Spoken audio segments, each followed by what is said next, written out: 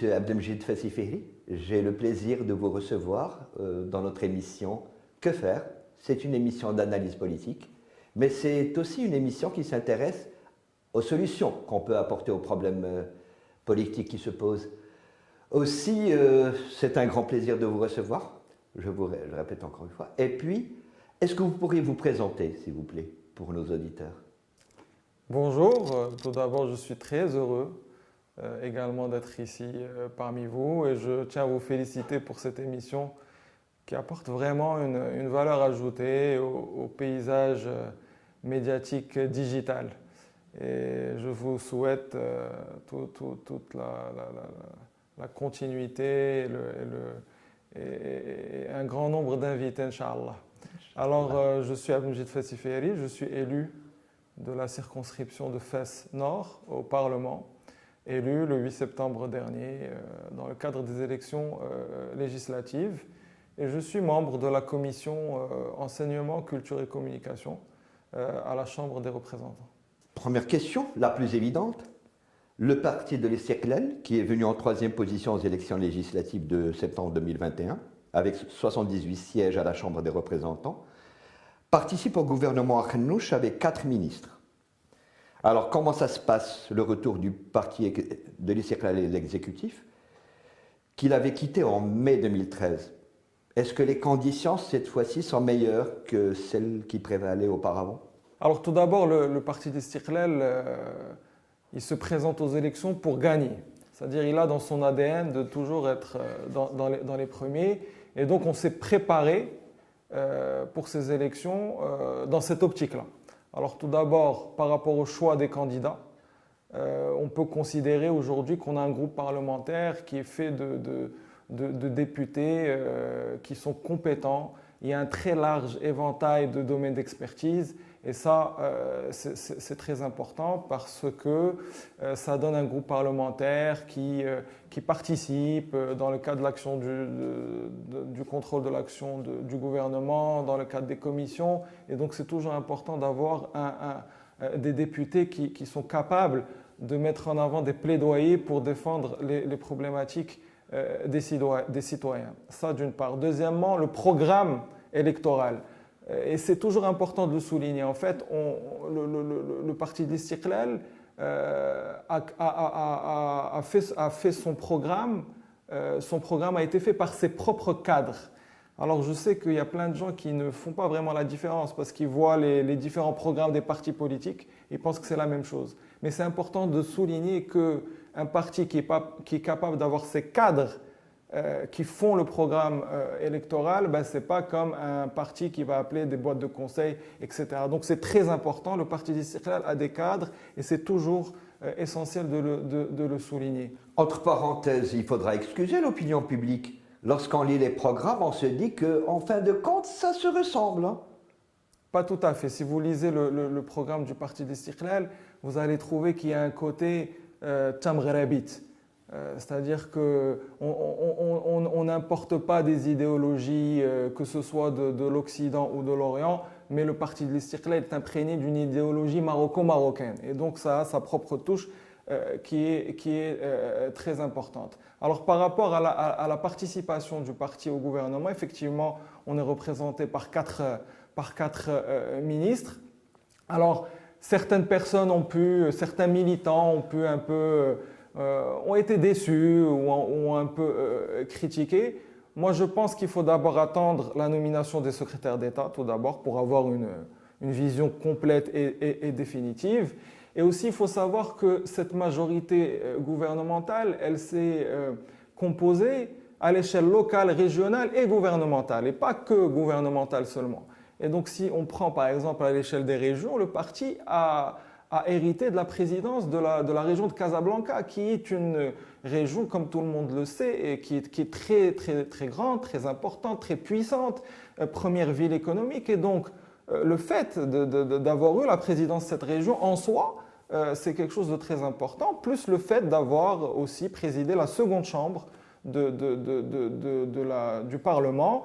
Et donc, si vous prenez tous ces éléments, je pense que le parti de l'Istiqlal a une représentation qui est tout à fait honorable.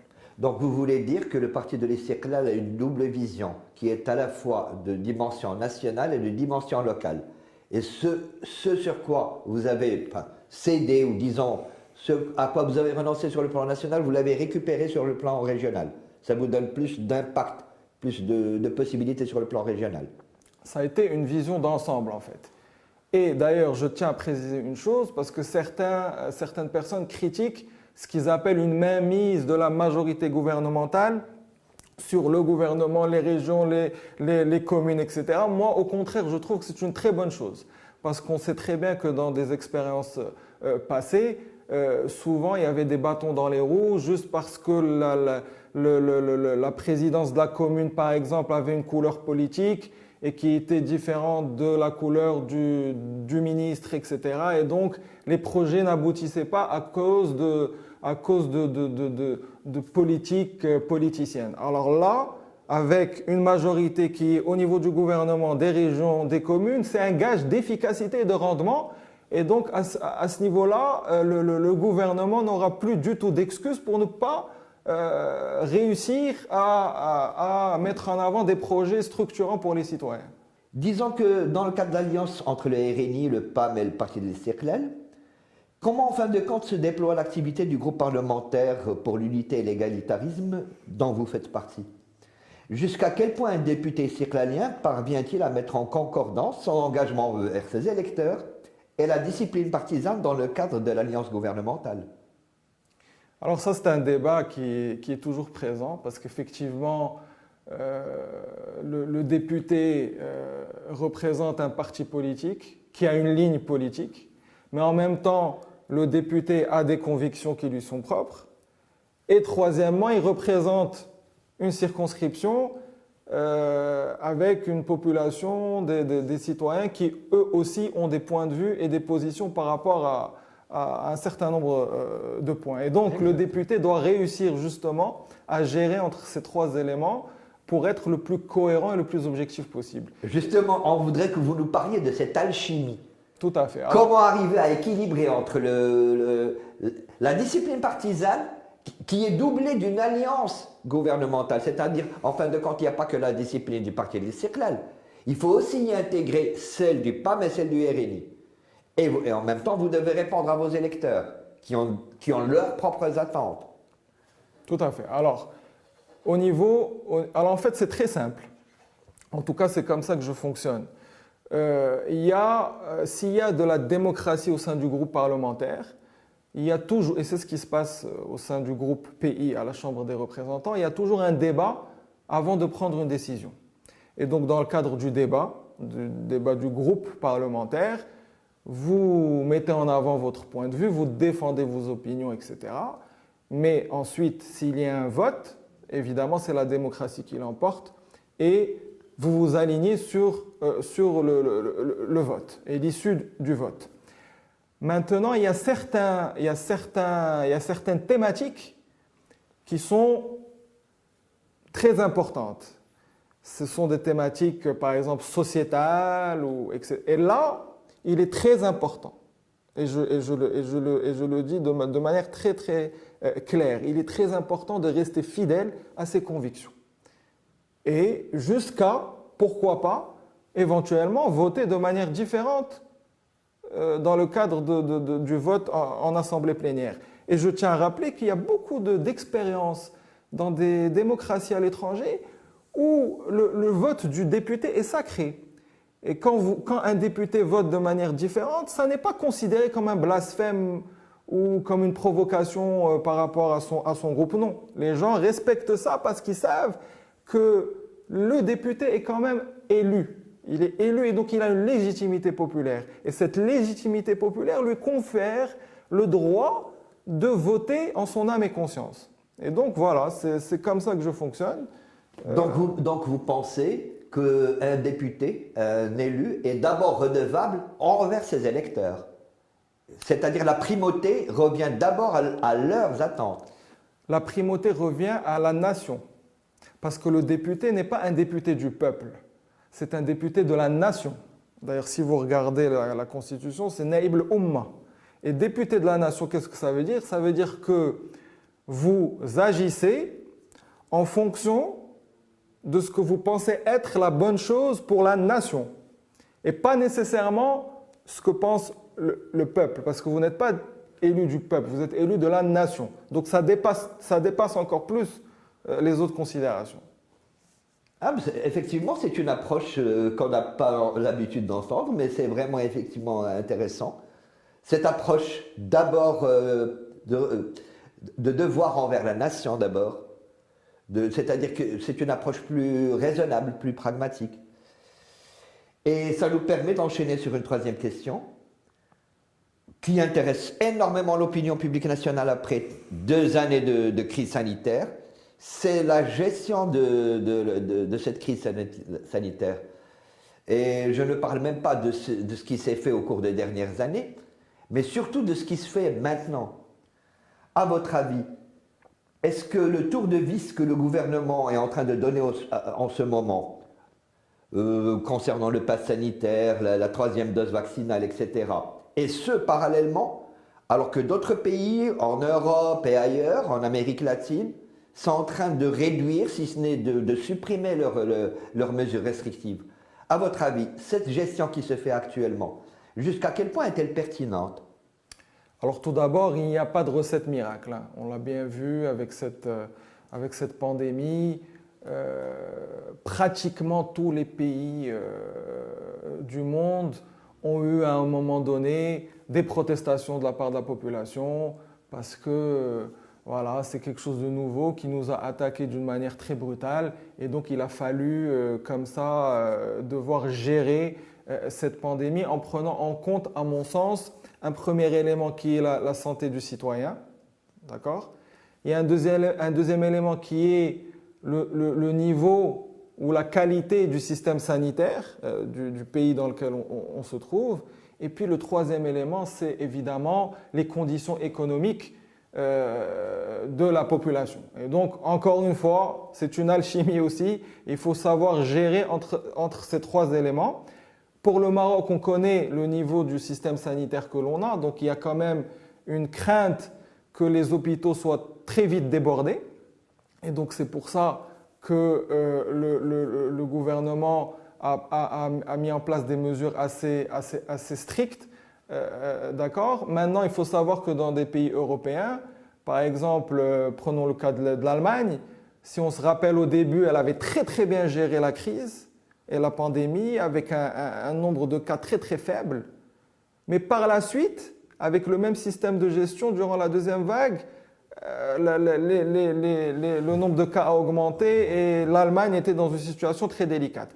À l'inverse, l'Espagne, ça s'est très mal passé au début, mais bien après. Donc en fait, il n'y a pas vraiment de cohérence. De formule miracle. Non, il n'y a pas de formule miracle. Et le Maroc, je pense, a très bien géré cette crise à certains égards. Par exemple, on a été pionnier dans la production des masques, etc. Vraiment, à l'échelle africaine déjà de manière certaine. Mais on s'est retrouvé même à exporter les masques vers les pays européens, ce qui est quand même quelque chose d'important. Alors là, je pense qu'il est inéluctable que le vice se desserre. D'accord? Le tour de vis va se desserrer et de toute façon, on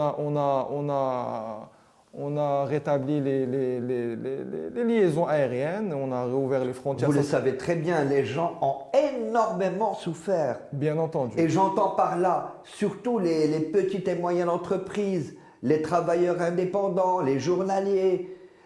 Ça a été terrible. Les gens, il y a des entreprises qui ont fermé, qui ont mis la clé sous le paillasson. Tous leurs employés sont forcément dehors, d'autres qui ont réduit leur personnel. Les gens commencent à se dire, mais en fin de compte, les conséquences de ces mesures sanitaires, en fin de compte, sont pires que la pandémie en tant que telle. La pandémie en tant que telle, elle fait combien de morts? Je crois que si on devait tenir compte ne serait-ce que des suicides, pour incapacité de paiement de ses dettes, ou incapacité d'assumer les charges de sa famille, en fin de compte, peut-être qu'on va se retrouver avec des chiffres supérieurs. Donc, à votre avis, jusqu'à quel point c'était intelligent de continuer à se montrer aussi sévère? c'est dur pour la population. Alors, je suis très bien placé pour le savoir, effectivement, parce que je suis élu de la ville de Fès. Et Fès, il y a beaucoup, beaucoup d'artisans. Et donc, je sais très bien, ils vivent un calvaire, une crise économique sans pareil. Maintenant, je pense qu'il est difficile de voir l'effet direct d'une pandémie sur la population et sur leur santé et de ne rien faire. C'est-à-dire savoir que quelqu'un qui pourrait être touché par la pandémie et qui pourrait mourir, on est obligé en tant qu'État et que gouvernement de faire quelque chose pour le sauver. Alors bien entendu, il y a des conséquences, mais on ne peut pas juste dire écoutez, les conséquences seraient potentiellement plus graves, donc laissons les gens mourir et prenons en compte seulement les conséquences. Je pense que éthiquement, c'est difficile. D'ailleurs, Donald Trump l'a fait aux États-Unis et je pense que ça lui a coûté son élection parce qu'au final, les cas ont augmenté de manière fulgurante et il s'est retrouvé dans une impasse avec la population américaine. Donc je pense qu'il est difficile de réfléchir comme ça. Non, l'État a bien fait de vouloir prendre en compte les citoyens face à la maladie et face à la pandémie. Comme je vous l'ai dit, vu qu'il y avait des changements qu'il était difficile d'anticiper, bien entendu, ben voilà, c'était pas à pas. Il fallait s'adapter, quoi. Il fallait s'adapter. Maintenant, je pense qu'on voit le bout du tunnel et que les choses vont s'améliorer très rapidement. Mais entre parenthèses, c'est aussi le moment où la population marocaine ou l'opinion publique nationale a commencé à se poser des questions sur la pertinence de la gestion du secteur de la santé avant la crise. Pendant longtemps, est-ce que le Maroc a suffisamment investi dans son secteur de la santé? Est-ce qu'on s'est posé la question qu'un jour qu'on pourrait se retrouver justement face à une situation pandémique comme celle-ci? Et dans notre actuelle de loi de finances, est-ce que vous pensez qu'il y a ce début de prise de conscience que le secteur de la santé, aussi coûteux peut-il être, les investissements qu'il nécessite, en fin de compte, il arrive à un moment où on se rend compte qu'ils sont corrects, qu'ils sont pertinents, qu'ils ont été faits au moment où il fallait le faire. Parce qu'au dernier moment, on ne peut plus rien. Bon, alors comme je vous l'ai dit, qui aurait pensé qu'on serait frappé par une pandémie d'une telle ampleur? Honnêtement. Donc, bon, c'est une leçon pour l'avenir, d'accord? Et je pense que beaucoup de pays ont retenu la leçon. D'autre part, le plus important dans le système de santé, c'est bien sûr les investissements, mais c'est surtout le capital humain. Et on a un manque en médecins, par exemple. Et un médecin, ben, écoutez, il faut le former, ça prend du temps, c'est au moins 10 ans de formation. Et donc tout ça, ça ne peut pas se faire du jour au lendemain. Donc je pense que le gouvernement a très bien retenu la leçon et qu'il va faire en sorte que le Maroc soit prêt dans les années à venir à toute situation comparable à une pandémie ou autre d'ailleurs. Parce qu'il n'y a pas que les pandémies. Enfin, quelquefois, on se demande si les gens s'intéressent à l'histoire, parce que des pandémies, l'histoire de l'humanité, on est bourré. L'histoire du Maroc, on est bourré. Juste avant avant l'instauration du protectorat, il y a eu je ne sais combien de suites de pandémies, d'épidémies qui ont eu lieu au Maroc. Donc, normalement, je crois qu'avec une certaine conscience historique, on devrait se dire que ça arrive. Les épidémies, c'est quelque chose de courant. Et en fin de compte, on a eu 3 ou 4 épidémies avant celle du coronavirus. Celle du H1N1. Et donc, oui. Mais bon. Alors, je vais juste réagir par rapport à ça. Alors, effectivement, il y a eu des épidémies, mais qui sont toujours restées à l'échelle régionale ou à l'échelle continentale. Et donc, le Maroc a réussi à gérer. Vous faisiez référence à H1N1, grippe aviaire, etc. Oui, mais ça, c'est une pandémie mondiale. Et c'est une pandémie mondiale avec des variants à chaque fois nouveaux qui apparaissent et avec ce problème de mobilité des gens.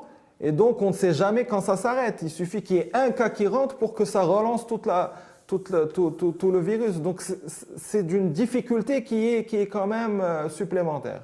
Eh bien, il est temps de changer d'angle de vision concernant la politique de ce pays. Et retour à l'activité du parlementaire. Il y a eu un grand débat et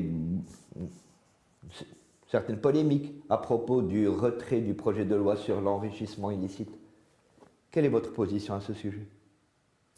Alors, le projet de code pénal dans lequel s'inscrit cet article concernant l'enrichissement illicite, bon déjà, il faut savoir que cette mouture du code pénal a connu déjà beaucoup de péripéties avant de se retrouver au Parlement après son adoption en Conseil de gouvernement en 2016. D'accord? Et il faut aussi souligner que depuis qu'il est au Parlement en 2016, il végète en fait au Parlement. C'est-à-dire qu'il n'y a jamais eu ni de réunion, ni de commission autour de ce sujet. Donc c'est un projet de loi qui végétait au Parlement sans aucune évolution. Il n'avait jamais été débattu en commission? Non, pas du tout. Jamais? Non, parce que les composantes même de l'ancien gouvernement n'étaient pas d'accord sur certaines dispositions, certains voulaient des dispositions moins sévères, certains voulaient d'autres éléments, donc ils n'ont jamais été vraiment d'accord. Bien. Aujourd'hui, quelle est la position du gouvernement? La position du gouvernement dit, tout d'abord, c'est constitutionnellement permis de retirer un texte, d'accord? Ce n'est pas quelque chose d'illégal ou de, d'accord, premièrement. Deuxièmement, ils disent, critiquez-nous si jamais on retire ce texte et qu'on ne le ramène pas. Et effectivement, là, ça sera une marche arrière par rapport à un texte qui est fondamental. Le gouvernement, et c'est en fait un engagement, qu'est-ce qu'il dit? Il dit, on va retravailler ce texte pour que ce soit le fruit de cette nouvelle coalition et on va le ramener au Parlement. Donc moi, a priori, je n'ai pas de raison de mettre en cause cet engagement du gouvernement. Ben, je vais attendre qu'ils fassent ce qu'ils ont dit. Et de toutes les manières, croyez-moi que le groupe du Parti d'Istiqlal, si jamais ce texte n'est pas redéposé au Parlement, sera le premier à critiquer, à dire que ce n'est pas normal. Mais en attendant, laissons-leur le bénéfice du doute. C'est un engagement de leur part. Et donc, ce que je viens d'entendre là, c'est un engagement d'un istiqlalien que, dans tous les cas de figure, un projet de loi sur l'enrichissement illicite sera présenté au Parlement, que ce soit par le gouvernement ou par le seul parti de l'Istiqlal. Bien entendu, mais encore une fois, je vous dis, il n'y a aucune raison pour que le gouvernement ne ramène pas ce texte. Alors, il y a je sais qui pense à éventuellement faire un projet de loi spécifique que pour l'enrichissement illicite. Que ce ne soit plus juste une disposition ou un article dans le cadre du code pénal, mais qu'ils en fassent un projet de loi à part entière. Alors, il y a cette discussion aussi. D'accord? Donc ça aussi, ça peut être une alternative. Au contraire, comme ça, on se focalise bien sur cet élément. Mais en fin de compte, ce qui a déclenché la polémique, est-ce que ce ne serait pas un problème de communication? Dans le sens où, vu l'importance, vu la sensibilité du sujet, du projet de loi, au moment où le gouvernement l'a retiré, est-ce qu'il ne devait pas automatiquement s'adresser à l'opinion publique et leur dire « Écoutez, nous savons très bien à quel point vous tenez à ce projet de loi, nous savons très bien à quel point c'est un sujet très sensible pour la population, et donc voilà, si on le retire, c'est uniquement pour l'améliorer, pour le retravailler, pour lui donner un cachet propre, celui de l'alliance, l'actuelle alliance gouvernementale. Mais vous vous rendez bien compte qu'au moment où il a été retiré, ça a presque fait scandale. Les gens étaient choqués. Et je pense que c'est l'un des manquements du gouvernement en matière de communication. N'est-ce pas votre avis? Oui, effectivement. Alors, ils ont donné cette explication, mais après, en fait. Il aurait fallu... Une fois que tout le monde a commencé à se plaindre. Il aurait fallu le dire avant. Mais en tout cas, ce que je retiens, c'est la bonne foi du gouvernement. Et donc, je n'ai aucune raison de... Mais par rapport à la communication, c'est vrai que le départ a connu quelques petits ratés. C'est normal. Bon, c'est un nouveau gouvernement. Laissons-lui Laissons-lui quelque temps pour se mettre en marche au niveau de la communication, j'entends.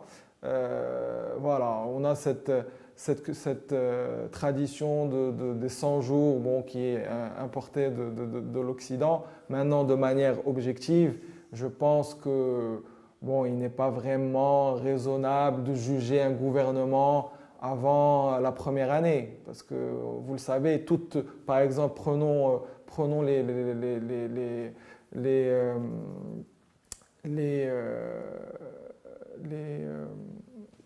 décisions d'ordre économique. On sait qu'entre le temps entre une décision économique et l'effet de cette décision économique sur le concret de la vie quotidienne des Marocains, il y a au moins 2 ans. Parce que ce n'est pas comme ça du jour au lendemain qu'une décision économique va avoir un impact, voilà. Un effet sur le quotidien des gens. Voilà, donc à mon avis, la première année est un bon timing avant de juger le début de ce gouvernement et de son travail.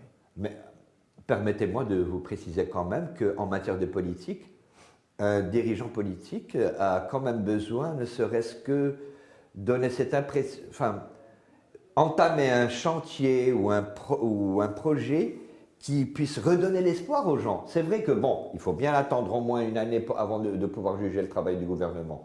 Mais à votre avis, est-ce qu'il commence à donner des signes positifs concernant le sens dans lequel il veut aller? Oui, moi je pense que oui. Il y a beaucoup d'éléments qui sont mis en avant par le gouvernement et qui montrent qu'ils veulent aller et même aller vite. Si on prend par exemple le programme Aourash, ça a déjà démarré là en janvier. Donc c'est très positif. Là, ça va redonner de l'espoir aux jeunes, ça va créer une dynamique. Non, je pense que... Vous pourriez parler plus longuement de ce programme Aourash? Pas plus longuement, mais disons de manière un peu plus détaillée. Écoutez, il y a deux éléments dans le programme Aourash. Le premier élément, c'est une sorte de politique des grands chantiers, d'accord, une sorte de New Deal, donc qui va faire travailler les gens à l'échelle nationale, dans toutes les villes du Maroc. Et donc, tous les jeunes aujourd'hui qui n'ont pas de travail et qui, par exemple, n'ont pas spécialement de diplôme ceux qui n'ont ni instruction, ni formation et qui sont au chômage. Voilà, ceux-là vont avoir du travail. Ils vont pouvoir travailler, peut-être même gagner une certaine expertise qui pourront investir par la suite. Le deuxième élément du programme Aourash, c'est un élément qui est relatif à plus un travail pérenne, un CDI avec une assurance sécurité sociale, etc. Et là, ça ramène de la stabilité pour les jeunes Marocains. Et donc, ces deux éléments qui vont en parallèle, je pense que c'est une très bonne chose pour préparer la relance économique. Oui, parce qu'on en a besoin d'une relance économique. Oui. Et puis surtout dans le cadre actuel, c'est que non seulement la pandémie a dévasté, pas seulement l'économie nationale, mais disons l'économie mondiale, mais il y a aussi un autre aspect, c'est qu'on a l'impression que nous sommes en train de passer d'une économie à l'autre. Nous sommes en pleine révolution industrielle, en fin de compte, la fameuse 4e révolution industrielle, la révolution du digital. Et donc oui, c'est un nouveau monde dans lequel nous sommes en train d'entrer. En fait, ce qui est sûr, c'est que l'année 2022 va être une année de transition. Parce que vous ne pouvez pas passer de 2 années de crise économique intense à tout de suite une relance économique dès le premier jour. Donc cette année, en fait, le gouvernement prépare les bases de la relance économique qui se fera, à mon avis, à partir de 2023. Moi, ce que je voulais surtout souligner, c'est le fait que ce ne sera plus la même économie. Nous sommes bien conscients que maintenant, il va y avoir disparition de pas mal d'emplois qui seront robotisés, automatisés. Et donc, c'est surtout dans ce sens où je voudrais justement inclure ma 5e question. Le thème de la réforme de l'enseignement, qui est plus que jamais d'actualité. Et oui, puisqu'il est question de 4e révolution industrielle, de digitalisation, il est intéressant de relever une information qui a été publiée récemment, c'est le classement PISA, c'est le programme international pour le suivi des acquis des élèves de 15 ans en matière de lecture, de mathématiques et de sciences. Eh bien, qu'est-ce qu'il nous apprend ce rapport? Il nous apprend que le jeune Marocain, que l'employé du futur, il n'a pas de connaissances suffisantes en mathématiques. C'est un mauvais élève en mathématiques. À votre avis, sans les ressources humaines suffisamment qualifiées pour affronter cette nouvelle ère, comment est-ce que ça va se passer pour nous? En fait, effectivement, le constat est là. Et nous faisons ce constat depuis plusieurs années. Et justement, je pense que les mesures qui ont été prises par le gouvernement, l'actuel gouvernement, notamment baisser à l'âge de 30 ans la possibilité d'accéder aux métiers de l'éducation et de l'instituteur. Ah ben justement, là vous êtes en train de soulever un sujet très épineux qui a énormément créé de polémique, cette histoire d'âge limite de 30 ans. Tout à fait, je trouve que c'est une très très bonne mesure.